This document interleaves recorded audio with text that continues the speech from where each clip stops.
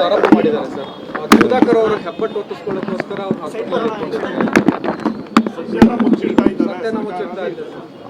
ಯಾವ ಹೆಬ್ಬಟ್ಟು ಯಾರ ಹೆಬ್ಬಟ್ಟು ಏಂತಕ್ಕೆ ಹೆಬ್ಬಟ್ಟು ಅಂತ ಅವ್ರಿಗೇನೋ ಗೊತ್ತಿದ್ರೆ ಅವರೇ ಹೇಳ್ಬೇಕು. ಅವ್ರ ಫ್ಯಾಮಿಲಿ ಮೆಂಬರ್ಸ್ ಕೇಳಬೇಕು, ಇಲ್ಲ ಅವ್ರು ಕೇಳಬೇಕಷ್ಟೇ.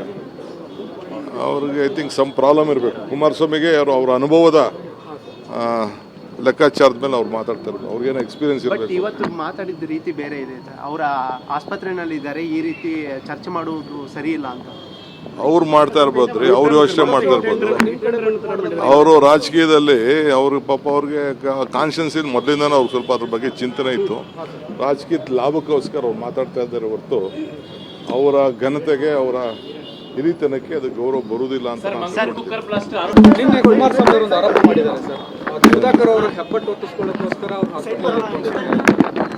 ಸತ್ಯನ ಮುಚ್ಚಿಡ್ತಾ ಇದ್ದಾರೆ ಸರ್. ಯಾವ ಹೆಬ್ಬಟ್ಟು ಯಾರ ಹೆಬ್ಬಟ್ಟು ಏಂತಕ್ಕೆ ಹೆಬ್ಬಟ್ಟು ಅಂತ ಅವ್ರಿಗೇನೋ ಗೊತ್ತಿದ್ರೆ ಅವರೇ ಹೇಳ್ಬೇಕು. ಅವ್ರ ಫ್ಯಾಮಿಲಿ ಮೆಂಬರ್ಸ್ ಕೇಳಬೇಕು, ಇಲ್ಲ ಅವ್ರು ಕೇಳಬೇಕಷ್ಟೇ. ಅವ್ರಿಗೆ ಐ ಥಿಂಕ್ ಸಮ್ ಪ್ರಾಬ್ಲಮ್ ಇರಬೇಕು. ಕುಮಾರಸ್ವಾಮಿಗೆ ಅವ್ರ ಅನುಭವದ ಲೆಕ್ಕಾಚಾರದ ಮೇಲೆ ಅವ್ರು ಮಾತಾಡ್ತಾ ಇರ್ಬೇಕು. ಅವ್ರಿಗೇನೋ ಎಕ್ಸ್ಪೀರಿಯನ್ಸ್ ಇರಬೇಕು. ಇವತ್ತು ಮಾತಾಡಿದ ರೀತಿ ಬೇರೆ ಇದೆ. ಅವರ ಆಸ್ಪತ್ರೆಯಲ್ಲಿ ಇದ್ದಾರೆ, ಈ ರೀತಿ ಚರ್ಚೆ ಮಾಡುವುದು ಸರಿ ಇಲ್ಲ ಅಂತ ಅವ್ರು ಮಾಡ್ತಾ ಇರ್ಬೋದ್ರಿ, ಅವ್ರು ಯೋಚನೆ ಮಾಡ್ತಾ ಇರ್ಬೋದು.